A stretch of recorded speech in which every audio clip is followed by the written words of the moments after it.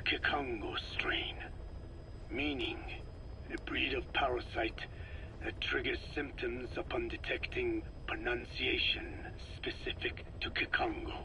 So our Kikongo-speaking staff are at risk? Quite so. He's right. All the victims do speak Kikongo. So they can survive if they just use another language? There is no guarantee. You're only dealing with the Kikongo strain. Other language strains may be present. You well know he was teaching them languages from all over the world. The Devil's House. Nzoya Badiabulu. There is no way to know how many strains he has at his disposal. So how do we keep them from becoming symptomatic?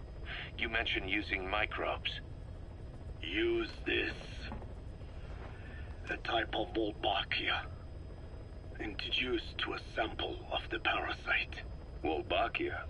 A parasitic bacteria that colonizes the parasites, turning male to female and preventing copulation. You must cultivate more. What have you done with the infected bodies? Cremated to stop the spread of infection, but we did keep a few for study. Good. Take this sample, grind it to a pulp, and introduce it to the larvae now nesting in the dead. The Wolbachia will multiply rapidly within those larvae. They're soldiers, not some petri dish. Conventional cultivation methods will take too long. Extract the Wolbachia from those larvae and vaccinate your men. Kikongo speakers first. This is the fastest, surest way. No one is to speak a word of Kikongo until the Wolbachia are safely inside them. I will instruct your medical staff in detail on site. You have the appropriate facilities. Yes, but do not worry. I made a pact with your bit de Cholone on the honor of the Dene. I speak no lies. Keep an eye on him. Will do. Follow me. I'll take you to the medical team. Now, we must wait for the Wolbachia to multiply in the larvae. How is the disease transmitted? If it's carried by insects or rodents, then... There is no intermediate host. So...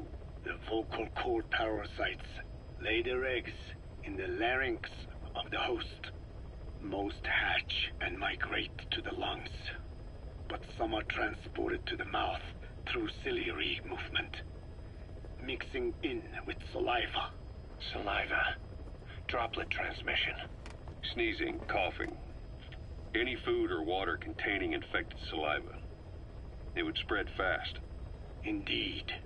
And when the larvae migrate to the lungs, symptoms can resemble the early stages of a cold, making it easy to infect others. Meaning a simple conversation would be enough to pass it on.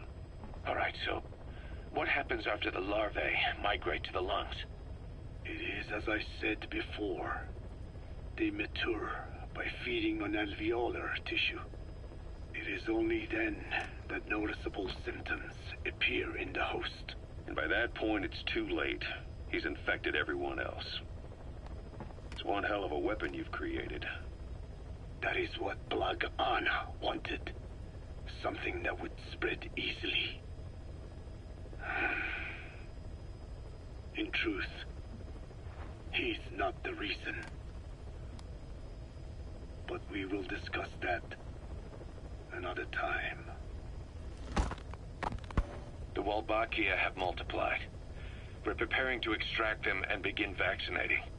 But is this really the only way? Sure, it'll prevent infection, but the cost? You would rather remove their vocal cords? No. Tactical communication's a linchpin of what we do. What if we were to ban the use of Kikongo? Insufficient. First, there's no guarantee that only the Kikongo strain is here. Second, there is the matter of how the parasites lay their eggs. Before they can copulate, they must be exposed to the pronunciation of a specific language for a period of time, like a container filling with water. But the duration between when the container is full and when the copulation actually begins varies from case to case.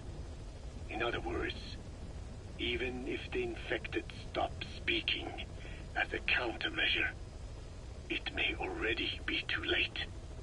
The only true solution is to prevent copulation through the Wolbachia, or by physically removing the affected tissue.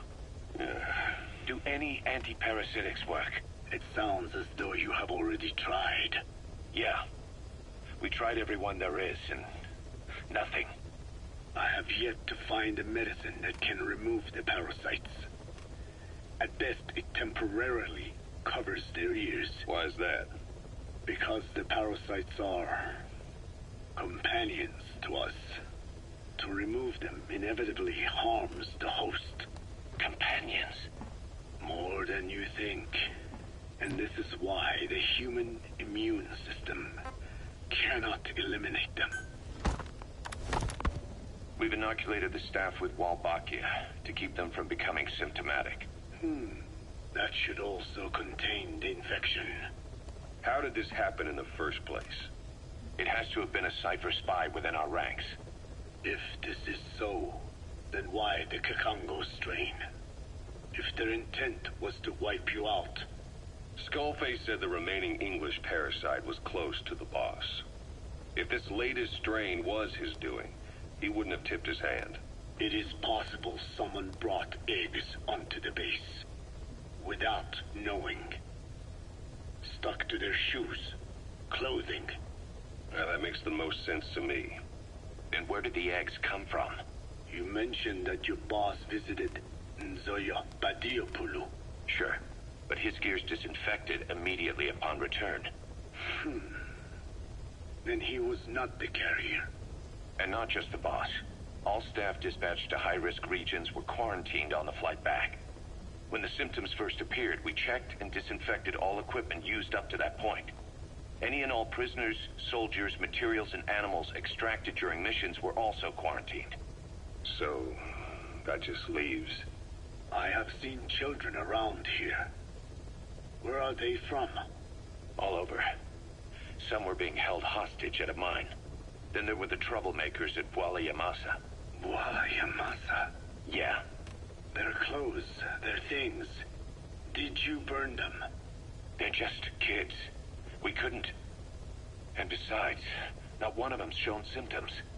The parasites don't infect prepubescent hosts. Their vocal cords are not fully developed. Well, if infection doesn't occur in children... It is possible they carried eggs on their clothes, and the infection spread from them. Check the kid's stuff. I doubt there is any trace left by now. But if there is, some of those kids must be close to hitting puberty. How could we have missed this? The name Bwala Yamasa got quite a reaction from you. I'm guessing the Kakongo strain was released in that village. Cypher used that region to experiment with vocal cord parasite transmission. The Kakongo strain. The settlements around the refinery upstream of Bwala Yamasa were the proving grounds. They would infect one villager, then record transmission speed. Dangerous work. If they failed to contain the infection, it would slip into the surrounding regions. At which point the world found out about the parasites, making them useless as a weapon. Incredible they'd risk such a thing. The test site was densely populated too. A terrible place for such experiments. No doubt, they thought burning everything would wipe away all traces. The settlements were covered in oil anyway. Who would wonder if one day they caught fire? And so it did. They burned it all, living and dead. Those remains. But they miscalculated. Transmission speed was far faster than anticipated. It may have been the temperature, or hygiene standards, or perhaps the parasites reacted quickly to Kikongo. Whatever the reason, nearly all villages were swiftly infected, and the settlements reduced to mounds of corpses. Making matters worse, the dry season was ending. When it came time to burn the village, the Moneni River had swelled. Many of the bodies were waterlogged. Meaning they didn't burn completely. The corpses still contained viable eggs, and the larvae washed downstream. And when the people downstream drank that water, That marked the end for Bwala Yamasa. I learned all of this at the mansion. I warned him of the risk of eggs getting out. And? We are prepared for any eventuality. I get it. Putting the oil field back online. The oil leaks, saner. They plan to pollute the river, prevent the spread of infection. But the oil flow was stopped, and downstream the people of Masa village started using the water again. The PF soldiers deployed at the village were locals, spoke Kikongo. They were infected, and the kids survived. I've heard enough. And who stopped the flow of oil? Don't. We did. That confirms it. The source of the Kikongo strain infection was Masa village. And the children brought it here. It is no one's fault. There is no blame to be cast. The parasites, they were tested in other regions? Their physiology requires that they be tested under varied conditions. Another test site was in Afghanistan. So it was the parasites there. Both the Pashto and Tajik languages are spoken in the mountains of Afghanistan, and population density is low. Ideal testing grounds for how accurately the parasites target only the specified language. It is also relatively easy to prevent the spread of infection. And the results? The first test, I am told, was a success. Once the Pashtun Mujahideen were infected with the Pashto strain, they were all but wiped out. The Hamid fighters at Smasei Fort. It was doubly successful. No Tajik Mujahideen or Soviet soldiers became symptomatic. So the parasites proved to be effective. What about the second test? Also supposedly a success.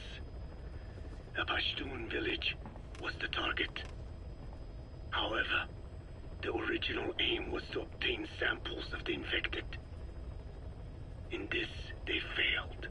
And the village? The Soviets enacted a standard scorched earth operation. That must have been the village where Malak lived, before being held captive at La Marjate Palace. Having had more time to think on it, the details shared with me may have been false. They are madmen who would do anything to cover up the truth. They certainly seem to like tossing their problems in the fire. As a boy, Skullface's life went up in flames. Perhaps that is what fuels his fixation with fire. Your Wolbachia stopped the infection all right, but I still don't get it. How can a few bacteria change males to females? I know they're only bugs, but... It is not such a rare thing in the natural world. Many insects and nematodes are infected with Wolbachia. But why? They nest in the cell cytoplasm of the host, even in the egg cells, with the result that the offspring are born infected. Mother-to-child transmission. However, Wolbachia cannot nest in sperm because they do not have cytoplasm. So even a successful infection of a male ends after a single generation. This means the Wolbachia must resort to maximizing the population of infected females. Sounds like an ethnic cleansing campaign on a tiny scale. Gender change from male to female is their survival tactic. So more females means more Wolbachia carriers, so it can keep thriving in the following generations. But the parasites in a human host are supposed to be a mating pair. If there's no male, there'll be no offspring at all. It's killing itself. Slow down. This tactic is intended for environments where a single male can copulate with multiple females. Originally, the Wolbachia did not infect the vocal cord parasites. I created a mutated strain, modifying the Wolbachia so that it could infect monogamous pairs. The Wolbachia's greatest multiplying tactic, the male-to-female change, worked against itself in the monogamous parasites. Just as you said. Then, I performed repeated selection of Wolbachia strains until I achieved 100% certainty of male-to-female conversion. Creating female-female pairs, unable to reproduce. And you say the Wolbachia affects the host of the host, that is, us, cutting off our means to reproduce? It is almost certain. Of course, we will not turn female. After all, mammals possess no natural gender-changing function. But some Wolbachia strains can cause cytoplasmic incompatibility in the host. Is that some cell deformity? Put simply, it means the altered sperm of infected males kill the female's egg on contact. And that's happened to us? Yes. And yet, what occurs in humans is not just simple CI. To date, there are no cases of Wolbachia affecting humans. The fact that this strain causes this effect, is it the vocal cord parasite's affinity with humans? I do not know enough to say for sure. So the parasite warps the host. Reminds me of what Skullface said. It is the way of all organisms to create their own optimal environment. Just look at you and this base. Organisms that cannot do this are doomed to extinction. The difference with parasites is that their environment is another organism. That creates a connection between life and life. Parasitism, symbiosis, or death. In this way, the host too is challenged to adapt.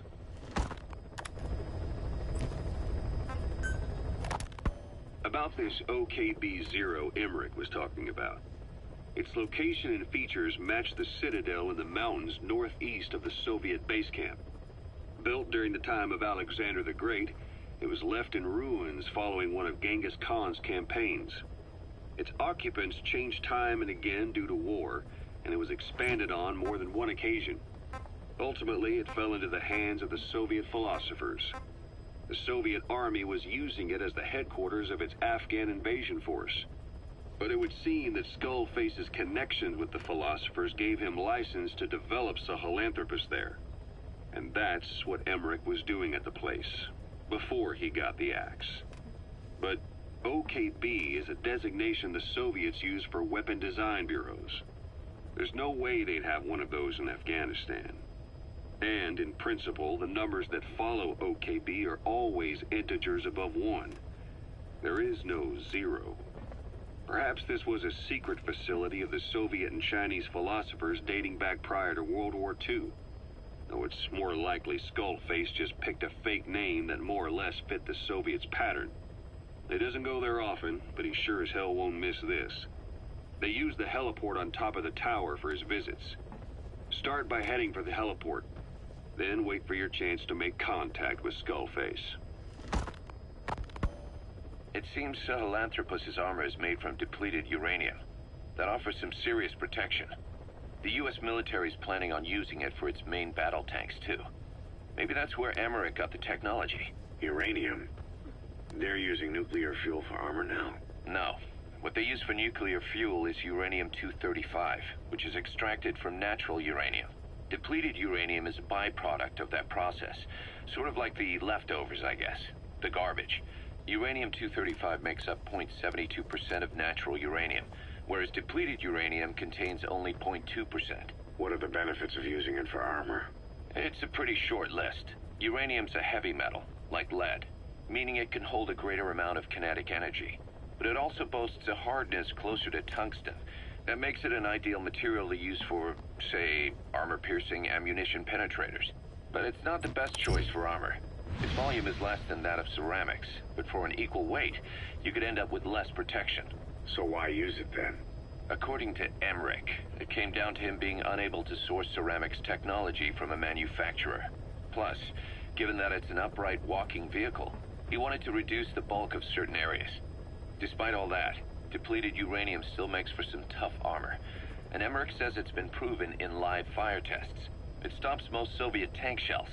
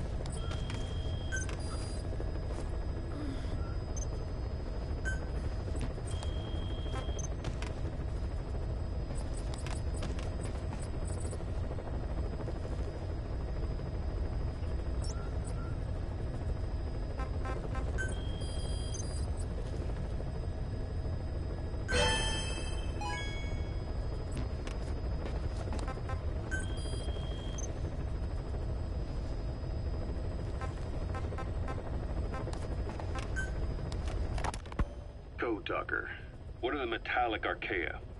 Volcanic craters spewing sulfur. Water hot enough to boil your skin off.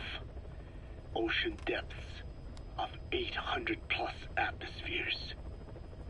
Wastelands radioactive enough to kill you where you stand. There are groups of organisms that survive despite. No, because of living in such environments. I've heard about them. Extremo something. Extremophiles. By selecting certain species, then subculturing and repeatedly modifying them, I created a metallic offspring of pure archaea. They subsist on metals rather than organic matter. And some of them even consume uranium? Yes. Uranium enrichment archaea metabolize only uranium-235. As a result, they produce weapons-grade enriched uranium. How is that possible? Consider how plants fractionate carbon isotopes when they conduct photosynthesis.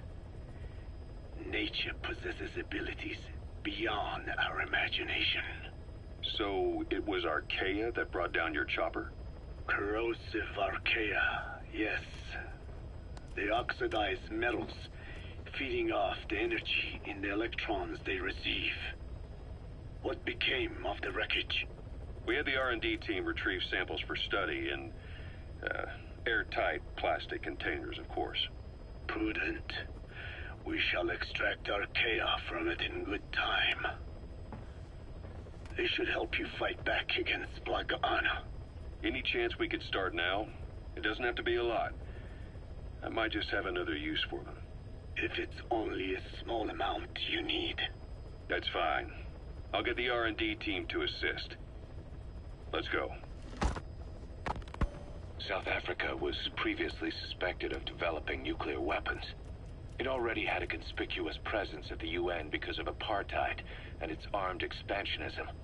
But when neighboring Angola and Mozambique became socialist countries in '74, South Africa felt hounded into a corner.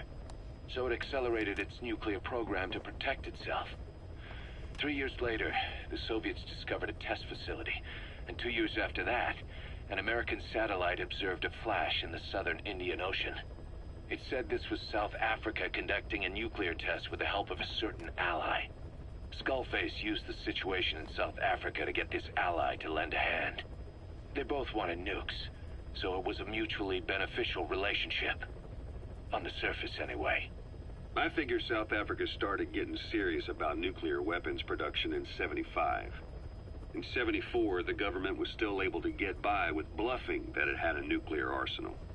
But the year after, word spread that an independent armed group in the Caribbean was crushed by Cypher for possessing a WMD. That's right, boss. What happened to you and your men was the reason South Africa decided to push ahead with nuclear development. A force independent of any country getting its hands on a nuke. That was a threat to the existence of countries everywhere. It wasn't just South Africa. Your presence pushed a lot of countries to get nukes. The world was scared of you. You were a threat to more than just the Cold War. If nations are gears in a machine, you had the power to smash them loose and watch the whole world grind to a halt.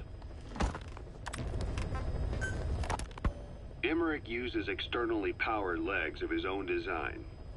It's bionics technology, a product of the U.S. military's failed attempt to develop a powered exoskeleton. All the wearer has to do is apply a little force, and the actuators continue the movement in that direction. But his legs are unique. Instead of using a hydraulic mechanism, the actuators run off metallic archaea. That increases the actuator's reaction speed and also enables him to lock and release the joints at will. The legs are a nifty little gadget, but they have two clear weaknesses. First, they're dependent on external power, maybe because he built them knowing he couldn't leave his lab. There's no internal battery. That's why they won't work if they aren't plugged in.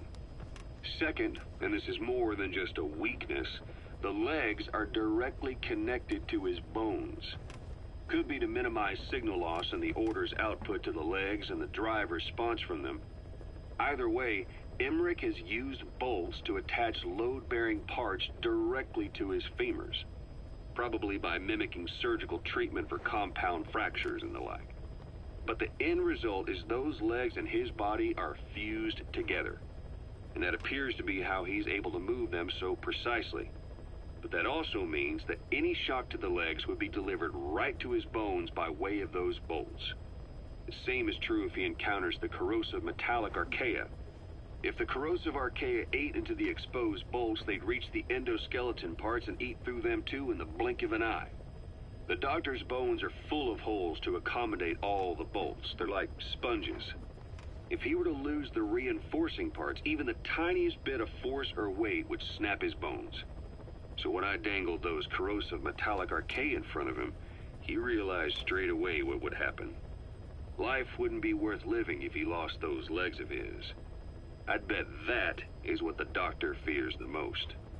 I just helped him imagine what it would be like. Thanks to that, I got the information we needed without either of us getting hurt. You know how he is. He's probably already over the shock. The better you know your adversary, the easier it is for you to get information from them. And vice versa.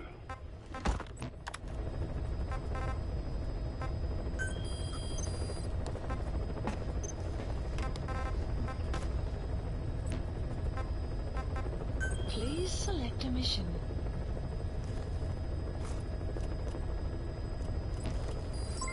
Development complete.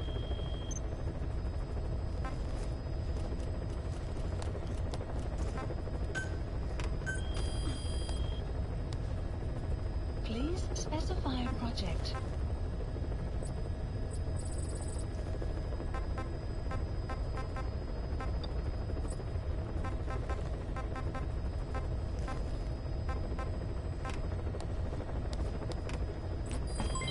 Development complete. Please specify a project.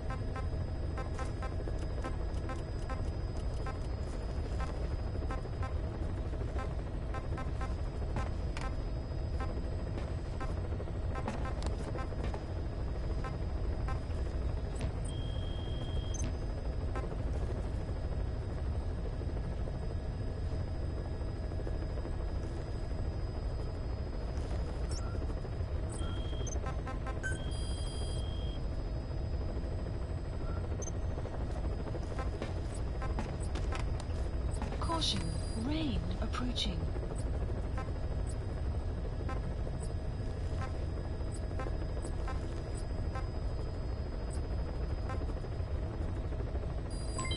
Development complete.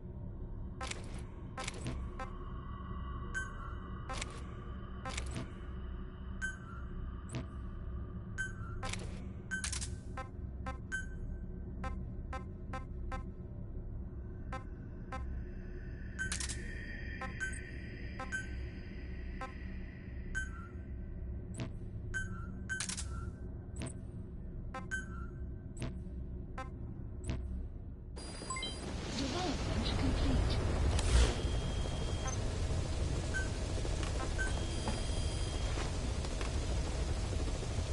Please specify a project.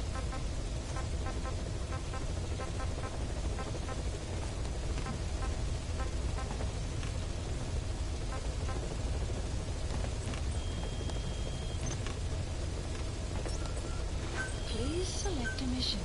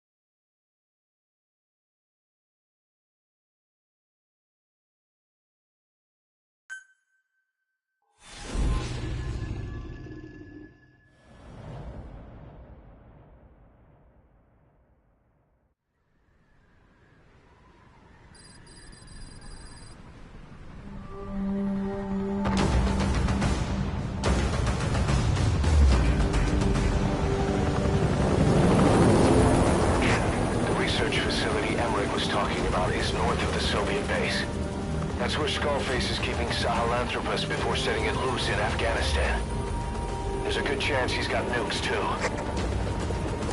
Boss, we need to figure out what Skullface is up to. If you make contact with him, get him to talk. The ethnic cleansing parasites, Sahelanthropus. Find out what his plans are.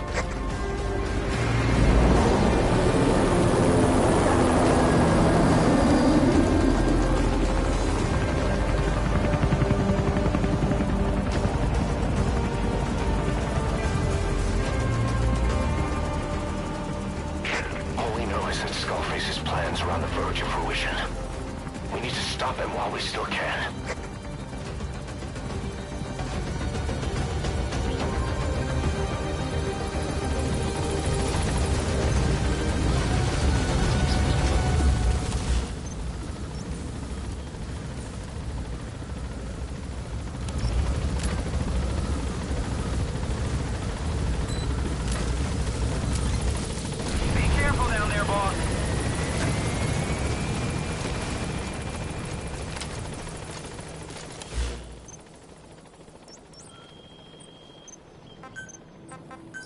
Please select a deployment point.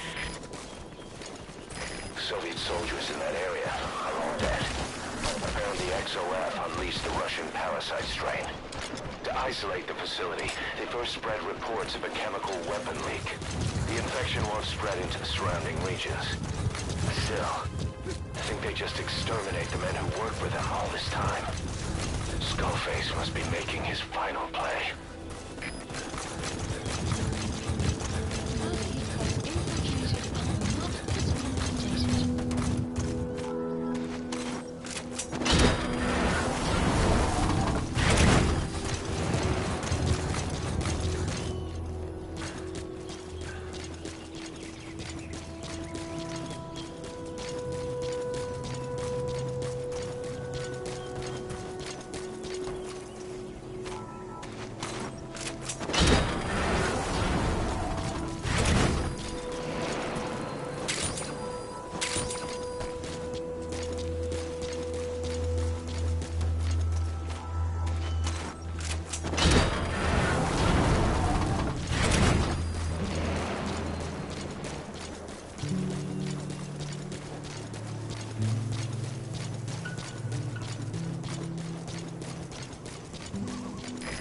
Snuck into the cargo on board the chopper.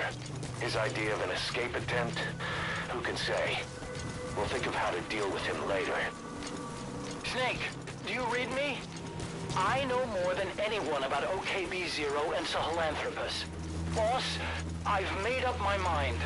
I want to be of use to you, not him. Let me work to pay for what I've done. I'll prove it, that I've always been your ally. Boss, I'll be focused on coordinating backup here in Mother Base. The chain of command is still in place. If you have orders, give them through Miller as usual.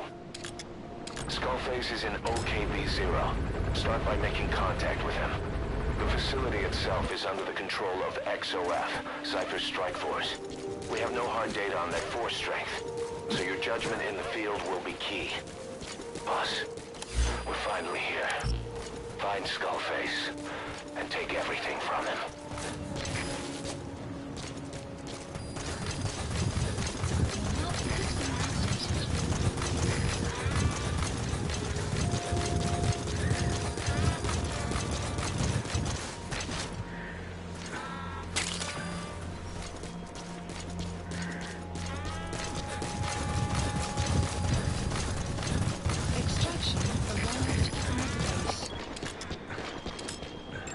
XOF has occupied the facility. Skullface must be close. Analysis complete. Enemy presence detected. Your map has been updated. Boss, get down. The enemy sniper. Stay low and crawl along the ground. That should enable you to sneak past enemies.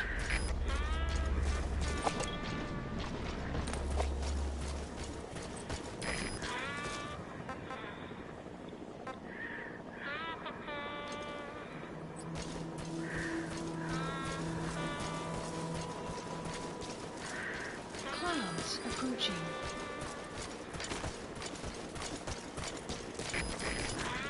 Enemy presence detected. The map has been updated.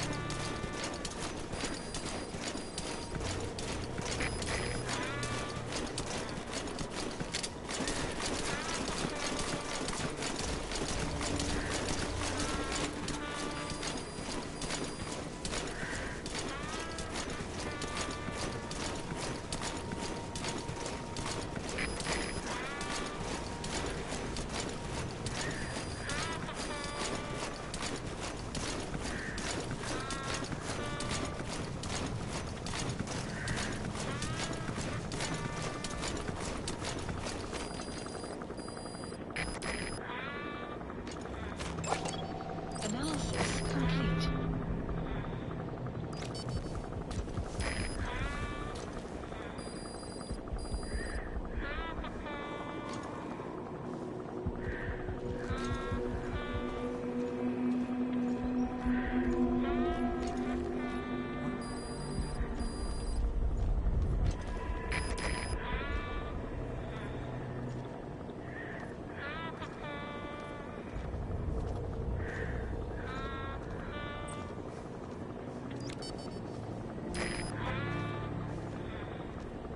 Fire!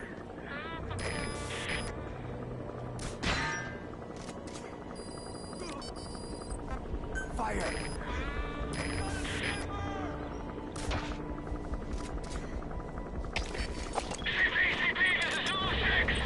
Fire!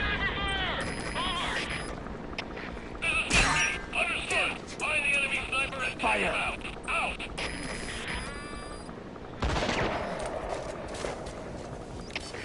CP, this is Zulu 6. I have visual on an enemy sniper. Please advise. Over. This is CP. Understood. Get on the mortar and pacify the enemy target. Out!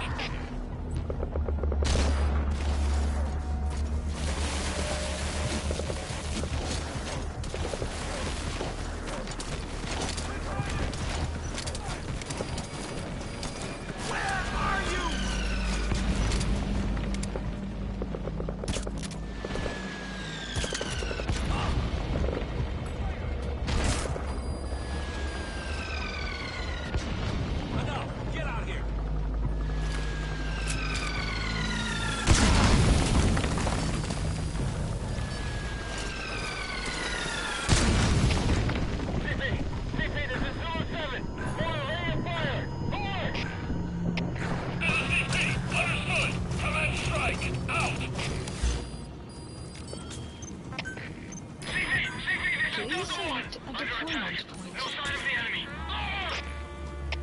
This is CP. Understood. Stay alert. We'll smoke out the enemy. Out.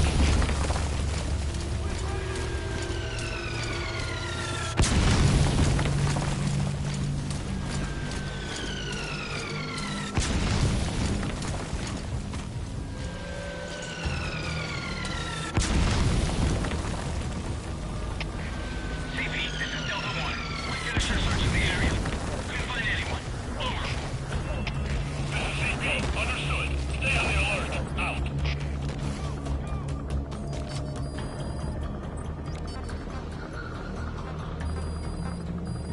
Fire!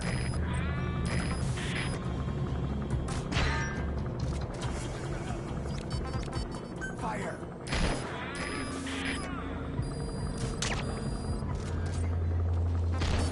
Fire!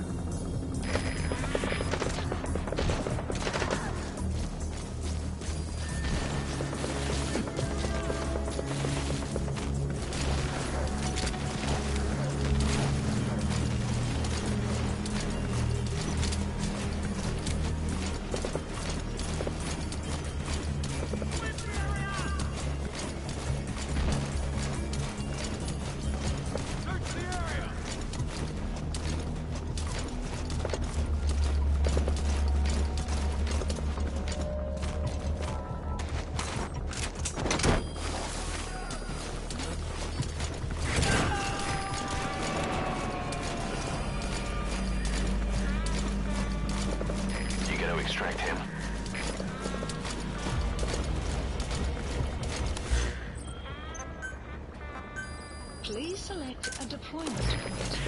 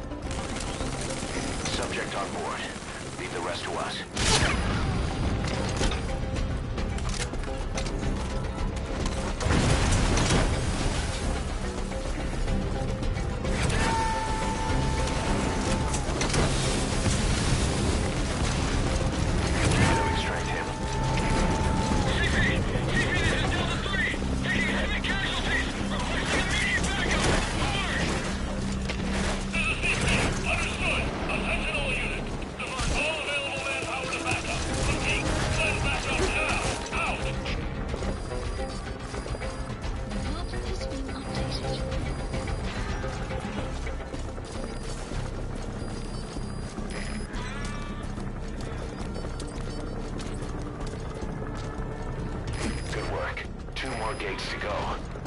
Still quiet as a silo. No sign of Skullface or his Goliath. Surely they can't already have... No, never mind. Visual contact. Take your last known position. Over. This is CP.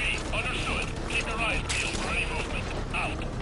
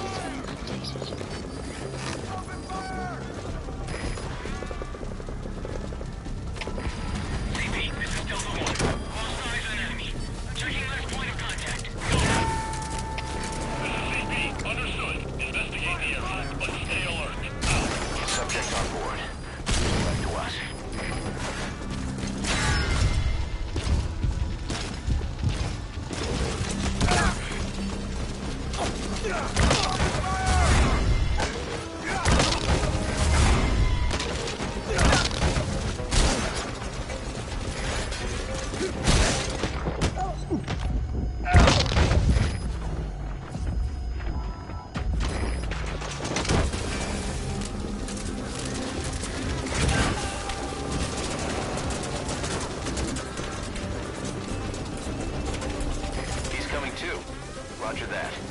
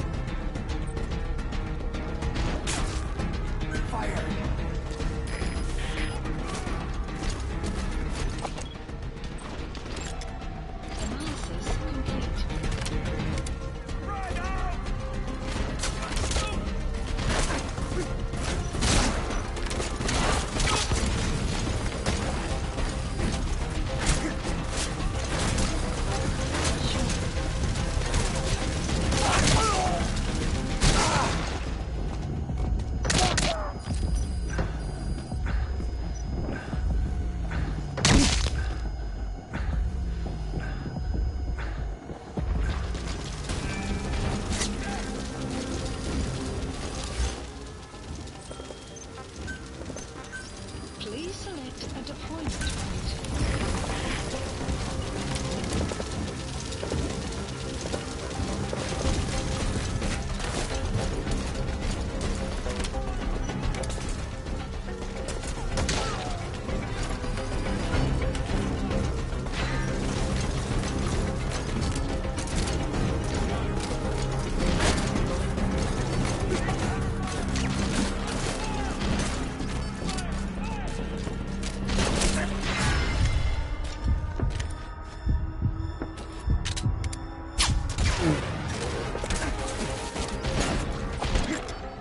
Analysis complete.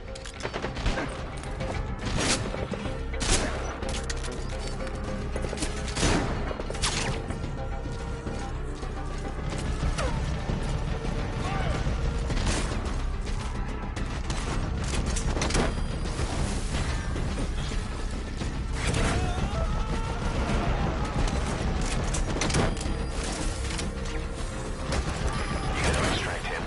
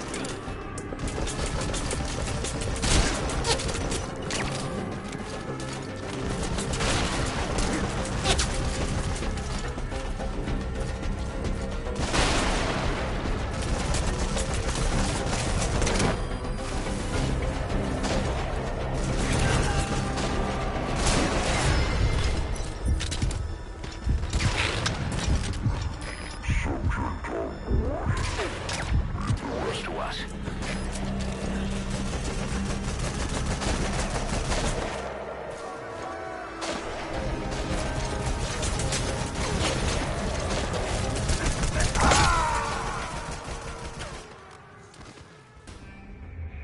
Snake, are you okay?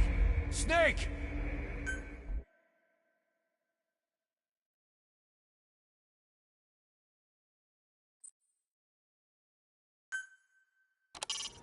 Make contact with Skullface. Head for the silo at the facility's northernmost point.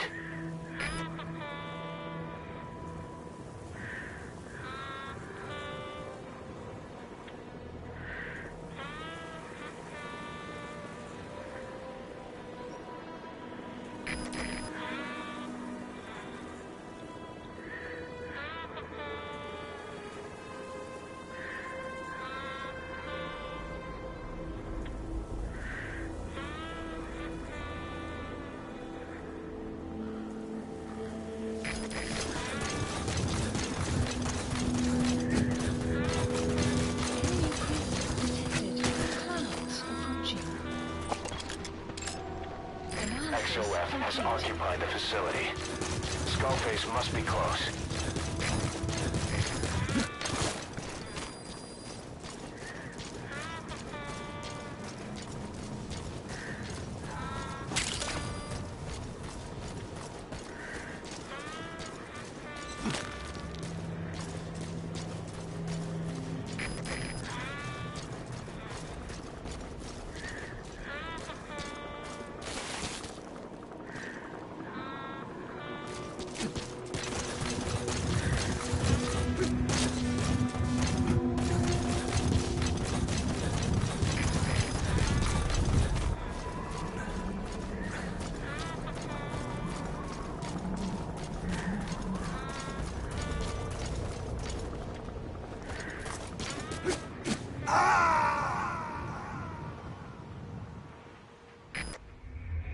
Snake, are you okay?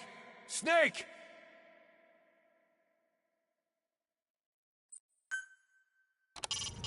Make contact with Skullface.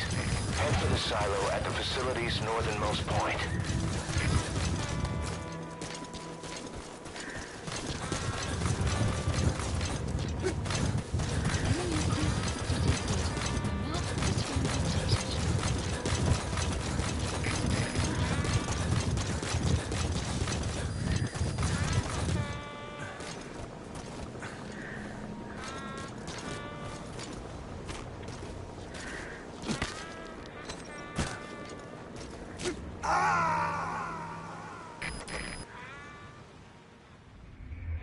Snake, talk to me! Snake!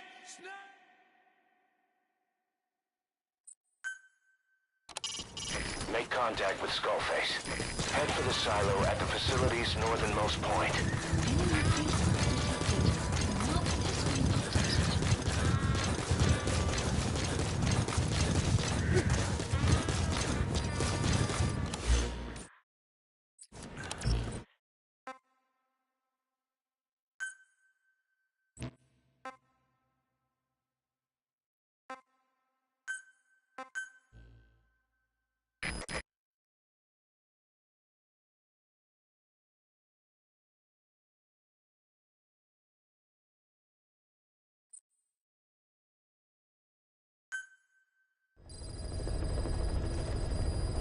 Enemy mission list updated.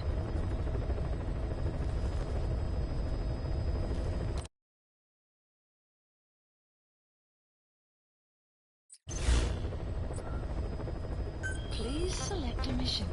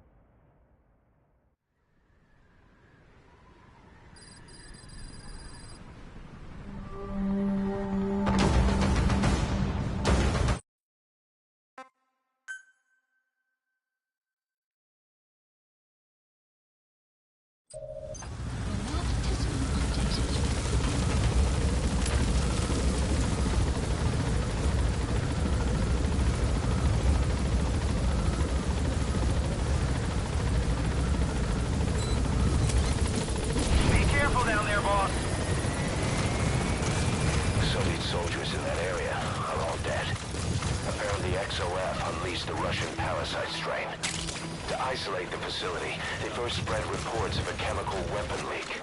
The infection won't spread into the surrounding regions. Still, I think they just exterminate the men who worked for them all this time. Skullface must be making his final play.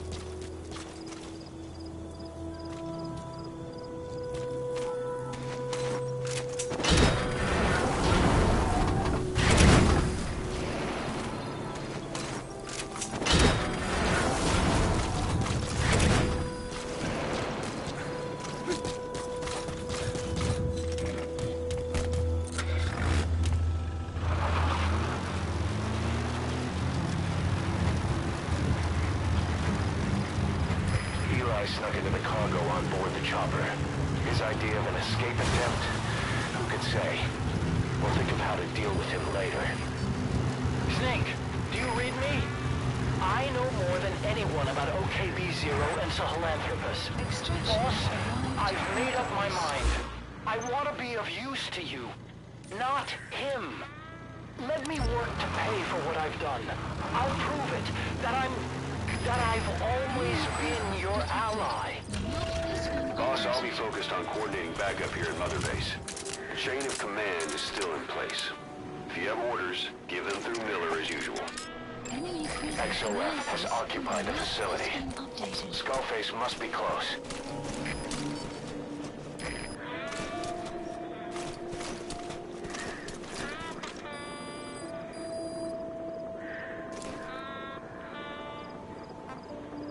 Prepare to fire.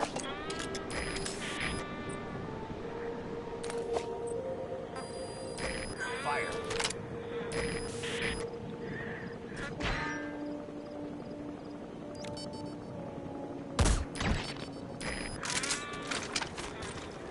Fire.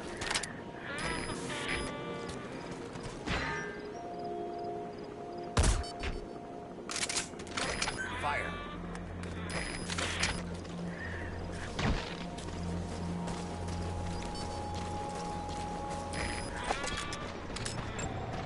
Analysis complete.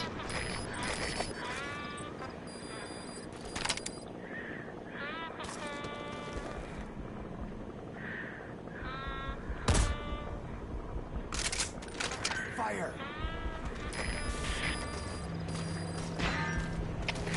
CP, this is Zulu 2. I have visual on an enemy sniper. Please advise. Over. This is CP. Understood. Get on the mortar and pass it by the enemy target. Out. Planets approaching.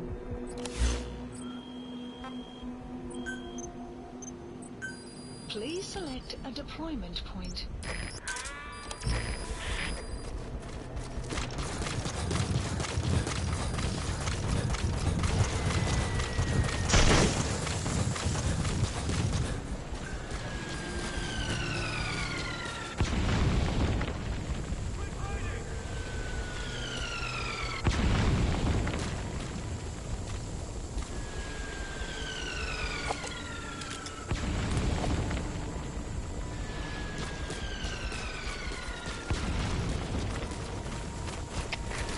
CP, this is Zulu 2. No further enemy movement. Mortar strike appears successful. Over. This is CP. Understood. Move to investigate. ASAP. Out. Please select a deployment point.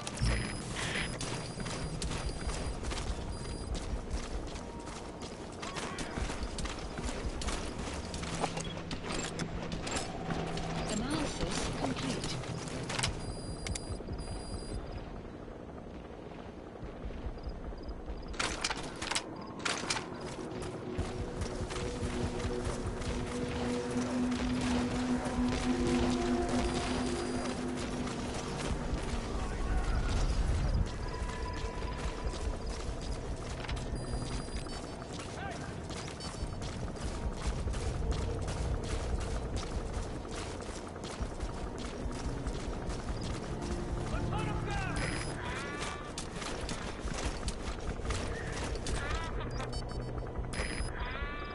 Fire.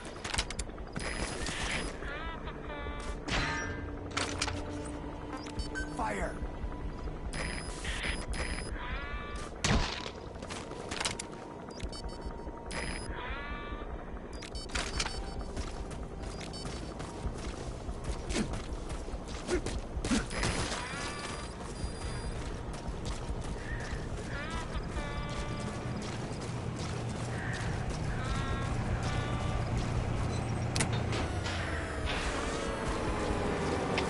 All fire teams, this is CP. The satellites have gone out. Looks like a problem with the power supply. Whoever's closest, go check on the power system.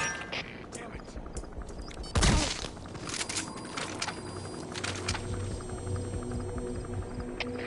CP, this is Zulu 6. Lost the enemy sniper. Staying on alert. Over. This is CP. Understood. Stay alert. Don't let him get the drop on you. Out.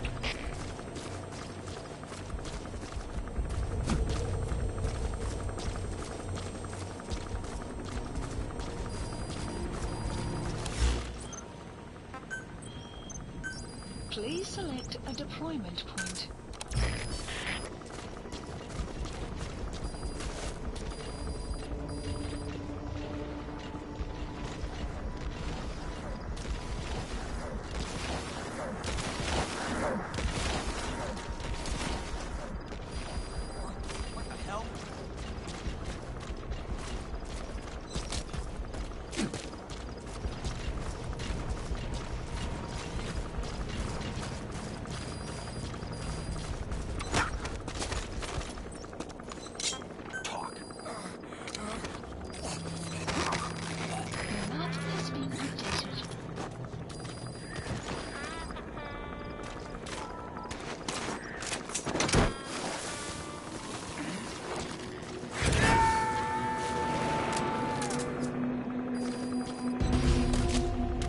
Subject on board.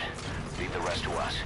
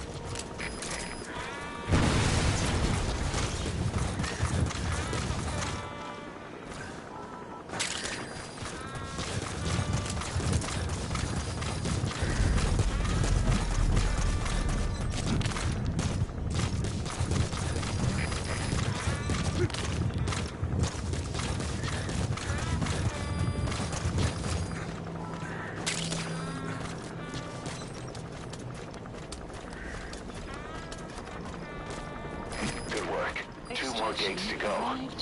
Still all quiet at the silo. No sign of Skullface or his Goliath. Analysis complete. Surely they can't already have... No, never mind. Analysis complete.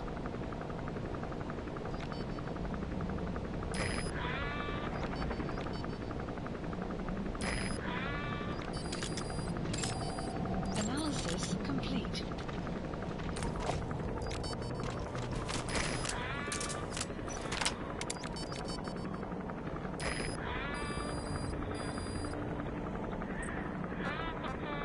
Fire!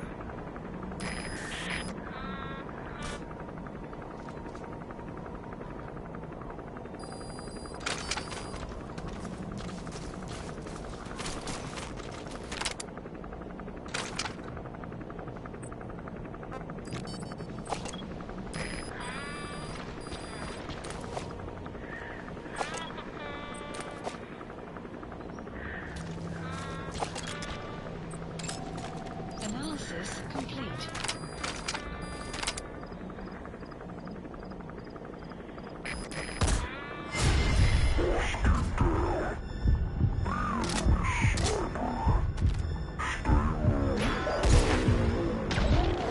That should enable you to sneak past enemies.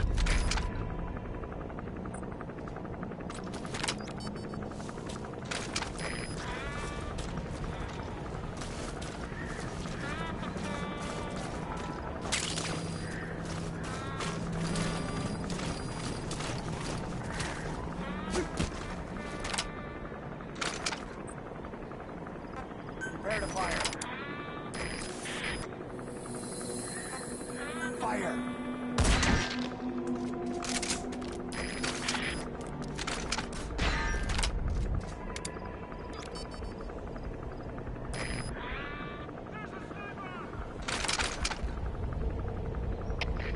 CP, this is Delta 3. Damn it, we got a sniper over here. Over! This is CP. Understood. Find the enemy sniper and take him out. Out!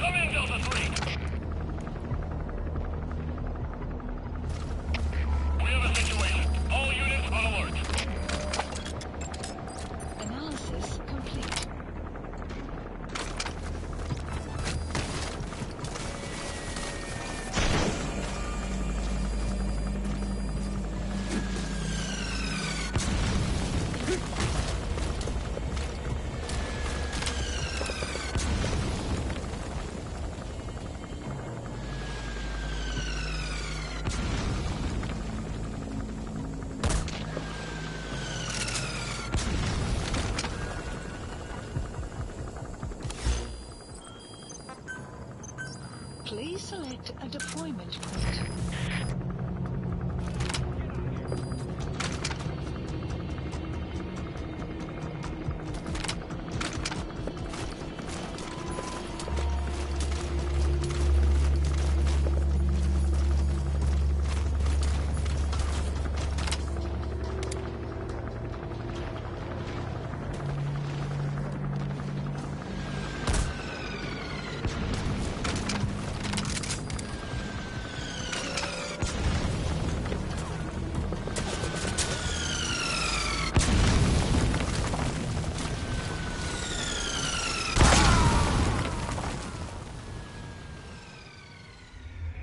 Snake, talk to me! Snake!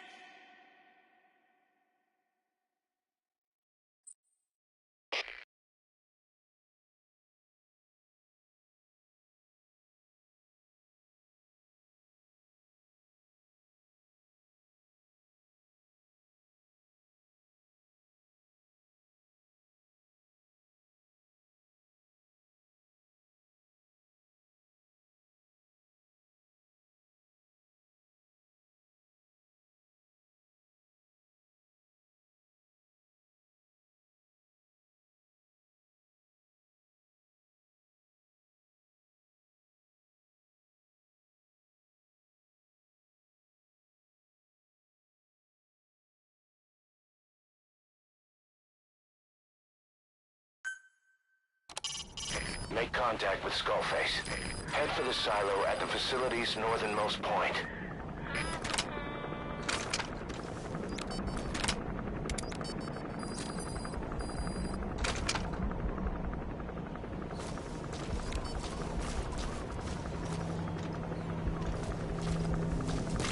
Good work.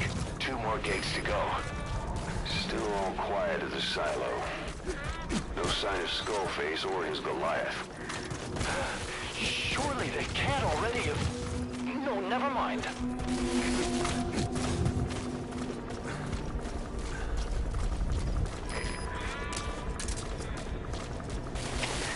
CP, this is Delta 9.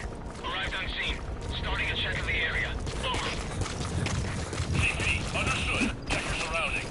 Out.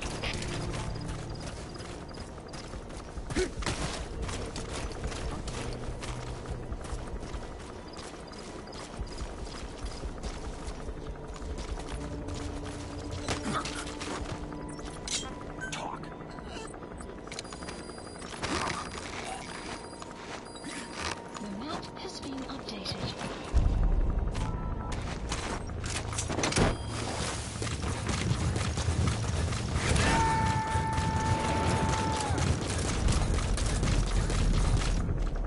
Subject on board. Leave the rest to us.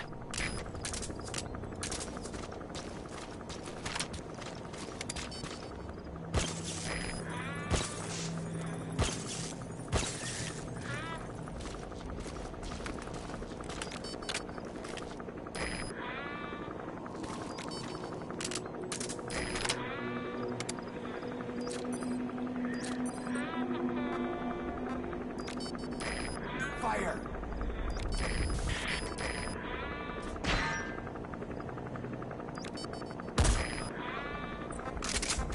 Fire!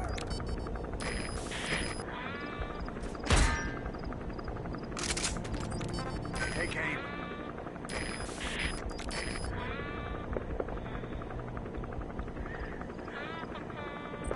Fire!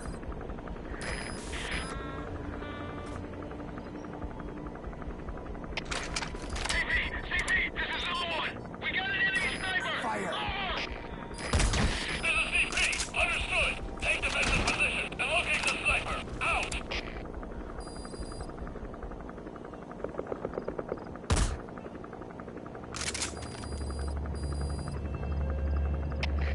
CP, this is Zulu 1. Got visual on enemy sniper.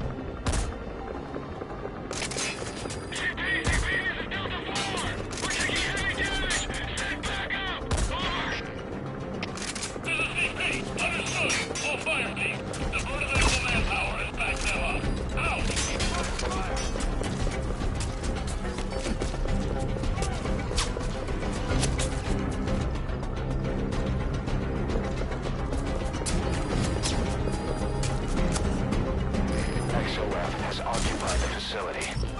Skullface must be close.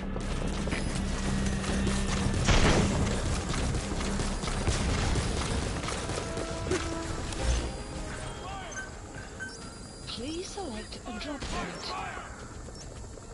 Supplies requested.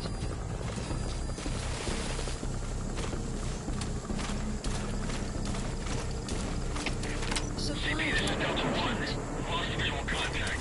Tango last known position. Over. This is CP. Understood. Keep your eyes peeled for any movement.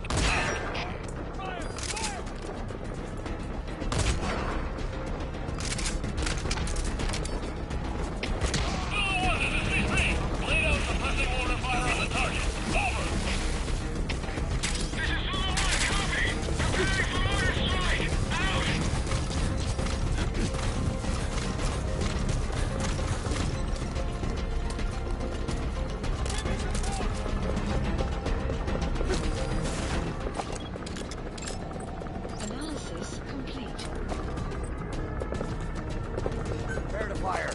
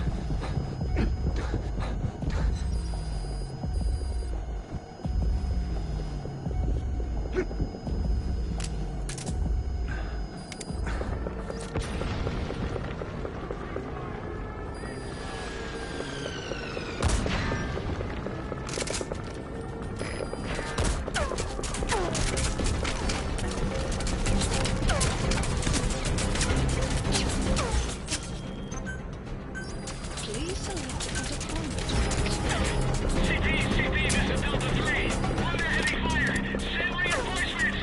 Over. Negative. You'll have to hold out until we get spare something. Out.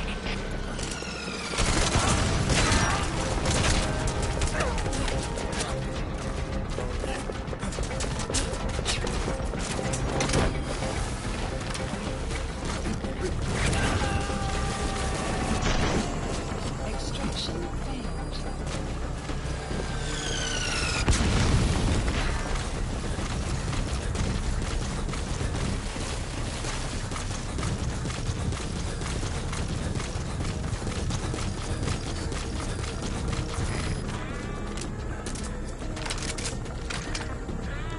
Fire at will.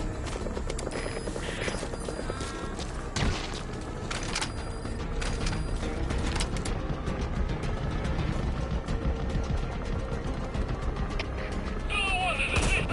Get on the mortar and pass it by the enemy target. Over. This is Zulu 1, copy. Preparing for mortar strike. Out.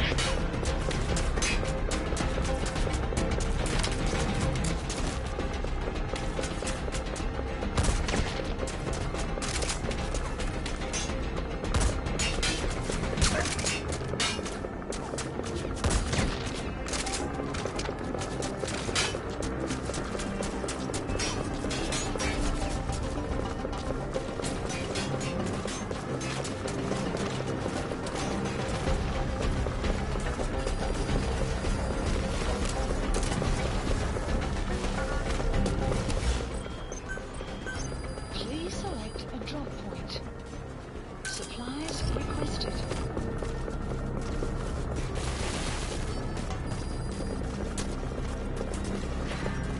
Supply drop complete.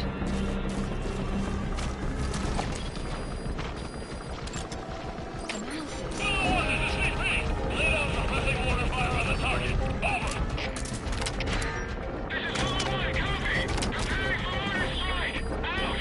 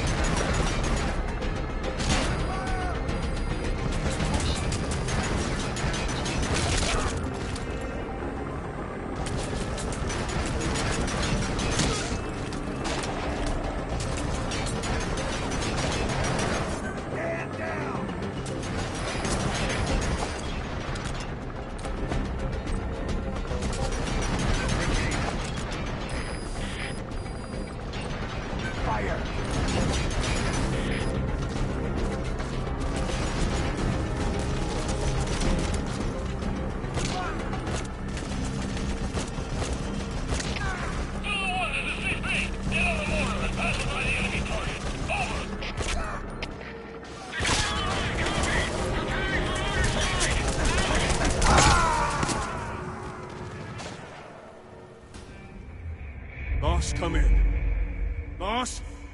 Boss!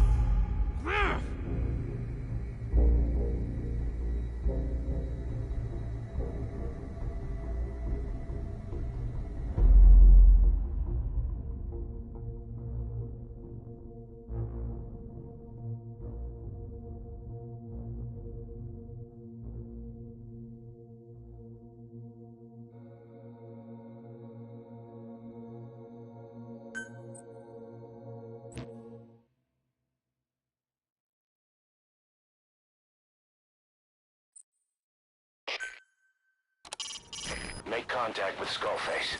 Head for the silo at the facility's northernmost point. We'll investigate ASAP. Out.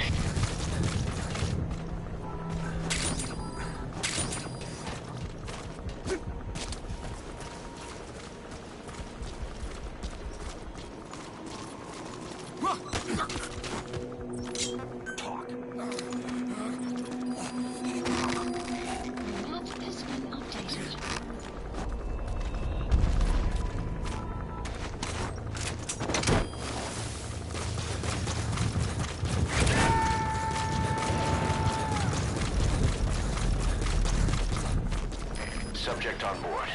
Leave the rest to us. Good work. 2 more gates to go. Still all quiet at the silo. No sign of Skullface or his Goliath. Surely they can't already have... No, never mind.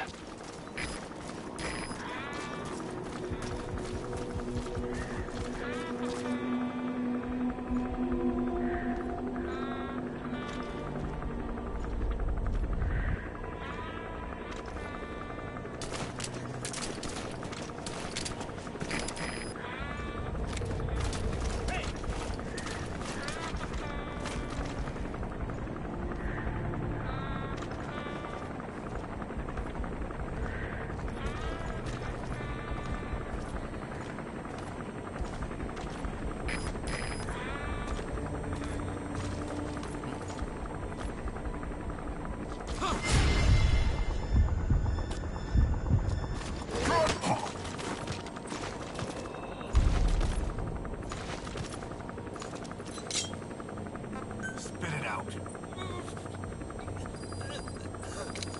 The map has been updated.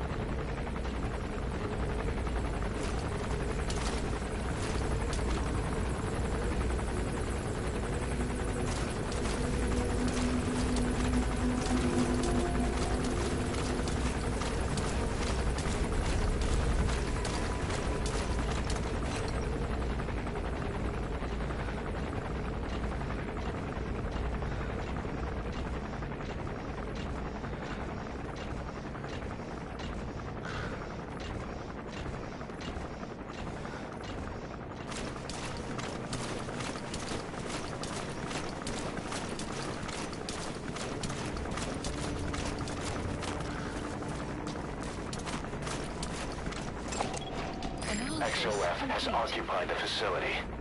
Skullface must be close.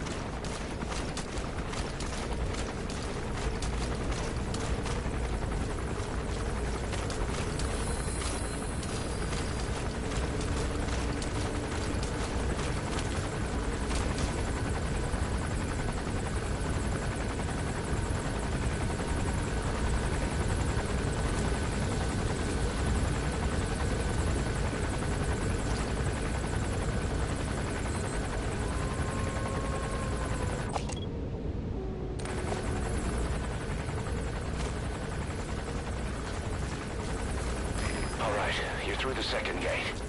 Only one gate left. From here on in, you're in the enemy's headquarters. Something's wrong.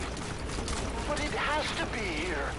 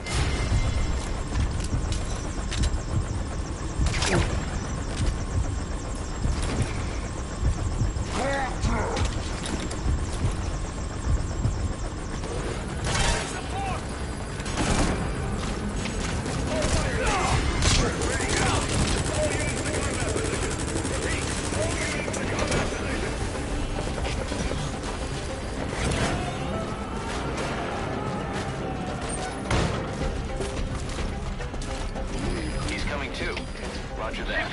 CP, this is Zulu 4. We're pinned down and taking heavy damage. Request reinforcements. Over. To the CP. Understood. All units, send all available manpower as backup. On the double. Out.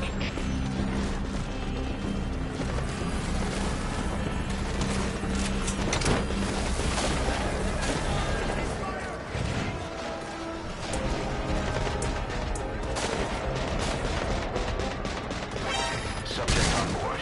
Leave the rest to us.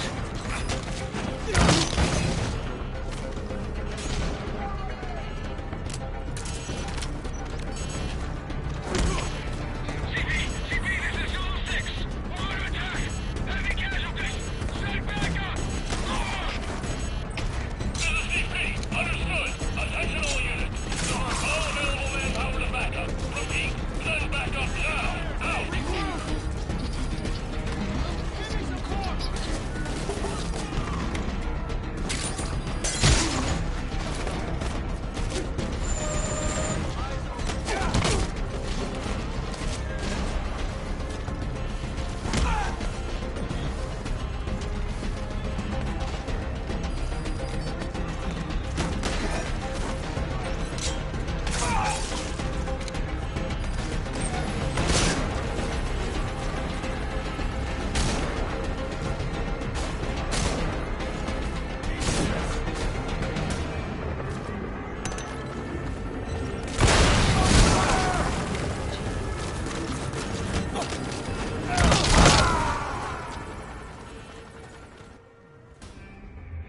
Snake, talk to me!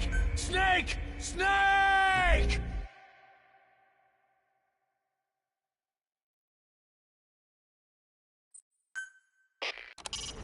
Make contact with Skullface. Head for the silo at the facility's northernmost point.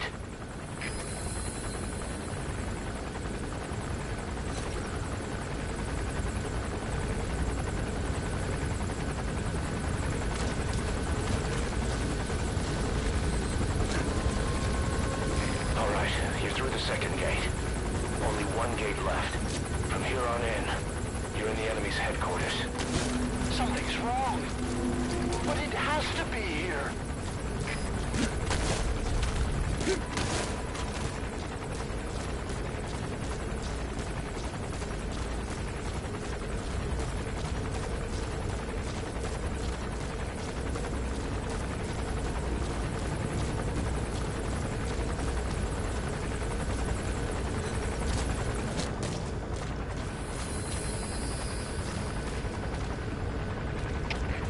CP, this is Zulu 1. Arrived on scene. Starting a check of the area. Over. CP, understood. Don't let your guard down. Out.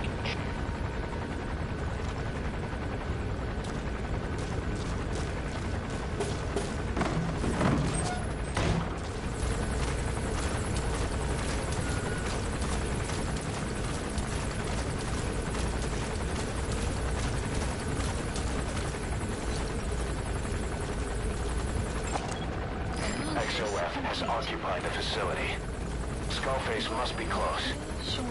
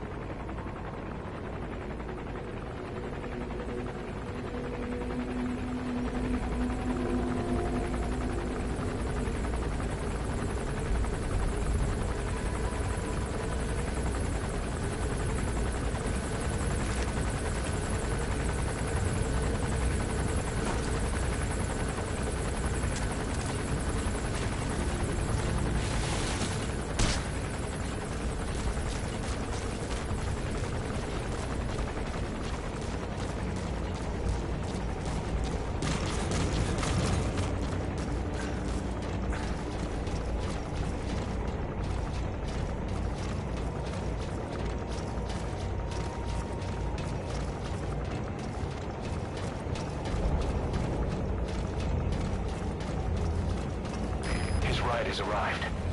Don't let Skullface get away. Stop him at the heliport.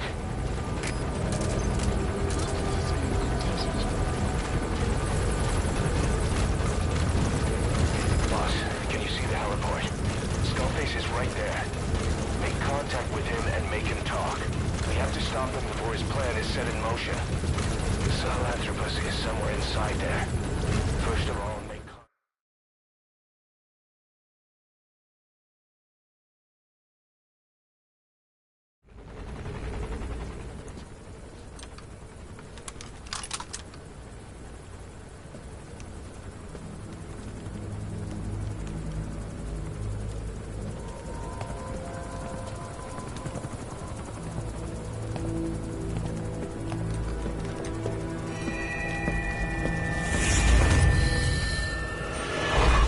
You too have known loss.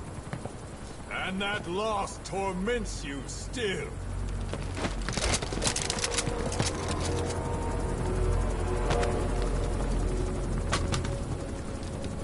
You hope hatred might someday replace the pain. But it never goes away. It makes a man hideous, inside and out. Wouldn't you agree? We both are demons. Our humanity won't return. You, me, we've no place to run, nowhere to hide. And that is why I'll show you my demon. Follow me, big boss!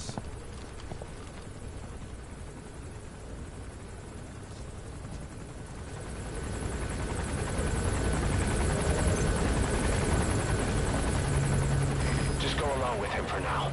We're ready to fight if it comes to that. That's our leverage against him, our deterrent. He doesn't want a war on his hands.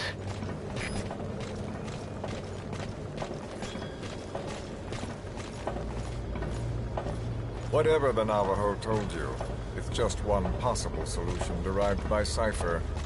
My will is different.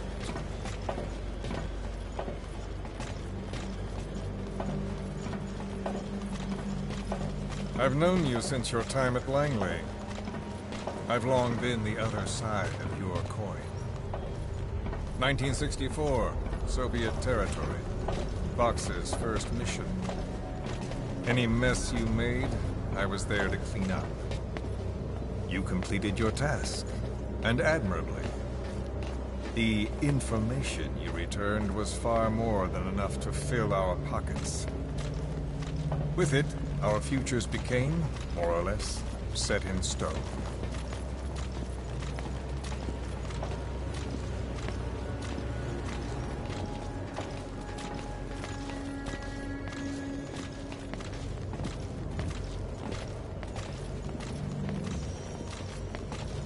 And then the Major came to me with an idea. Washington doesn't know how to spend money, he said. I'd like to redirect it. His goal was an organization dedicated solely, covertly, to supporting America. Cypher. You know the rest. To him, it was mourning the loss of his friend. Or rather, an act of revenge on the world. But America, most of all.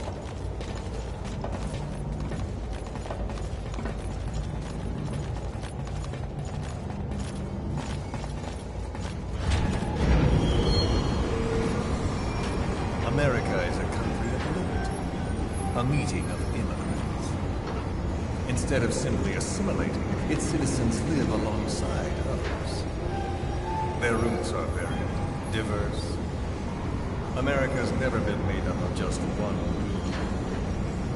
But he tried to forge a single consciousness, for it and from it.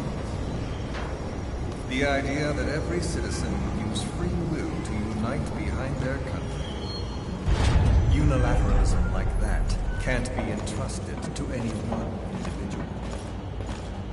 So the Major sought a system that used information, words, to control the subconscious.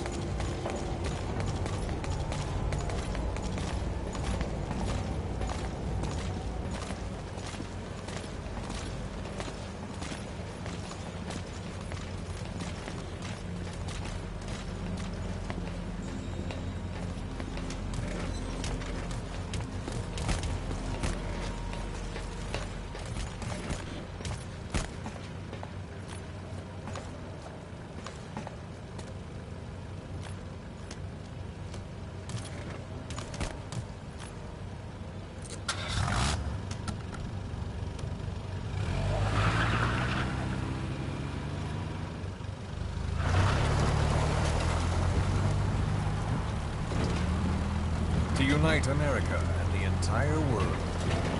The Major thought this was his friend's rule. But I think he never understood what she wanted. Before he ever walked or cried, even before he was born, his mother tongue was English. He doesn't know the pain of losing his own language. Not yet. He cannot understand her will. I do. I was born in a small village. I was still a child when we were raided by soldiers. Foreign soldiers. Torn from my elders, I was made to speak their language. With each new post, my masters changed, along with the words they made me speak. Words are peculiar. With each change, I changed too. My thoughts, personality, how I saw right and wrong. War changed me. And not only my visage. Words can kill. I was invaded by words, burrowing and breeding inside me. A philosopher once said, "It is no nation we inhabit, but a language." Make no mistake, our native tongue is our true fatherland. My fatherland, my truth was stolen from me. And so was my past. All that's left is the future. And mine is revenge. On those who leech off the words of their fellow man. This is what I learned from the Major. And then it hit me. It was he who should feel my wrath.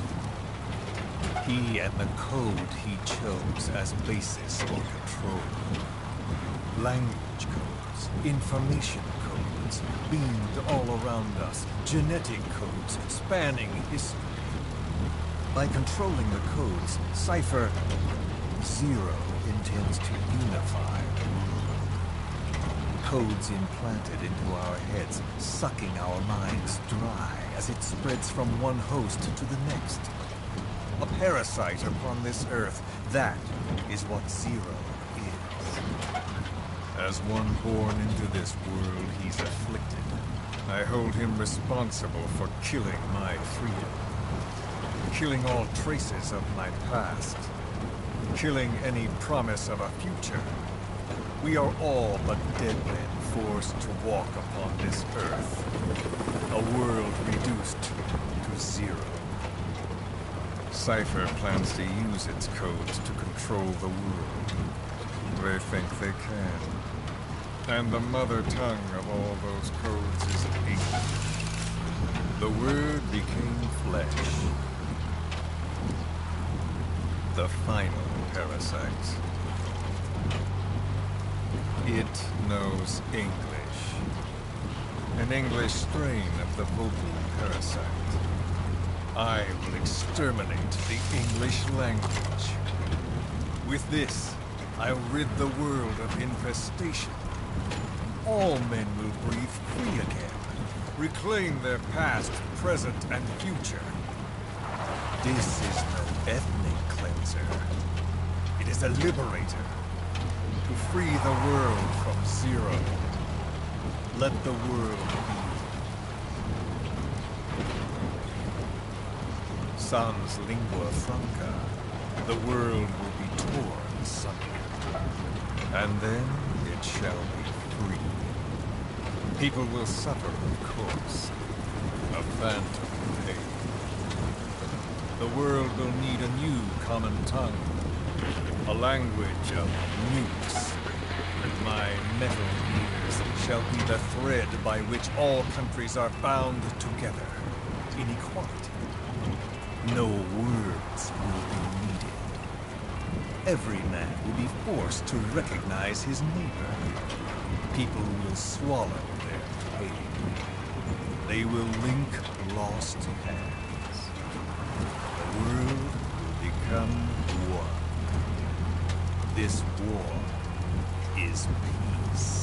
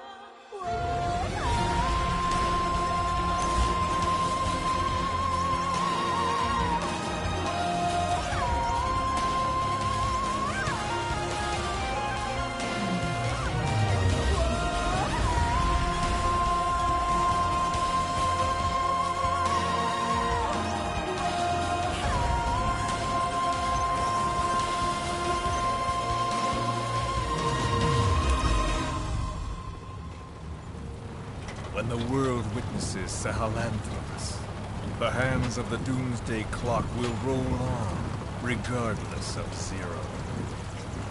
Sahelanthropus will take the first giant step into a brave new world. It is the bell with which a world trodden upon by words declares its independence.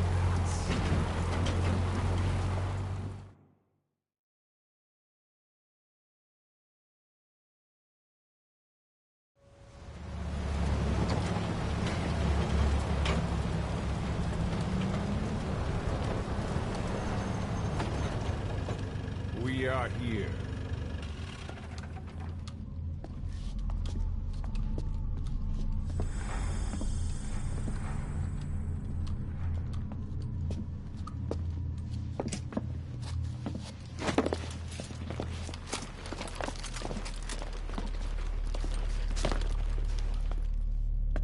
Remember the Alamo.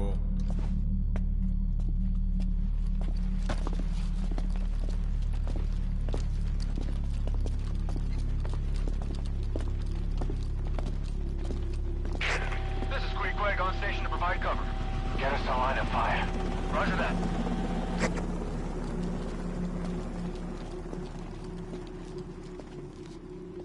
We're not the only demons in this world.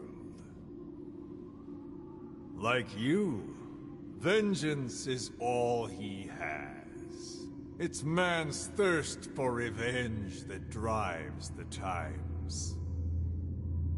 Just as you live because of me, he lives because of you. Show him!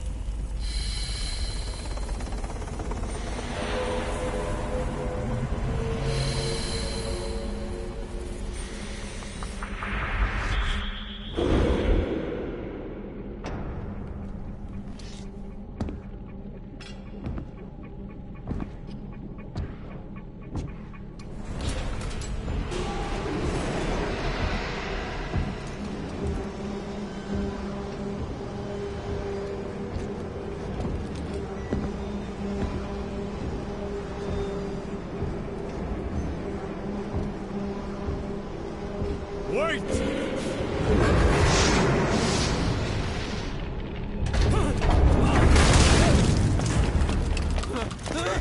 Who is doing this? Such a lust for revenge? Who?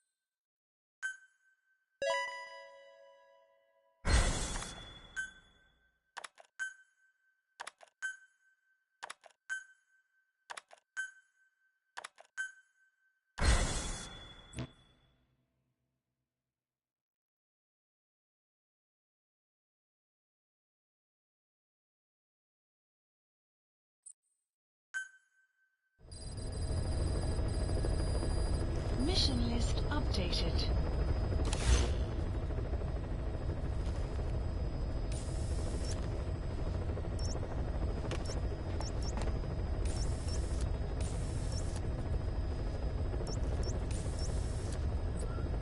Please select a mission.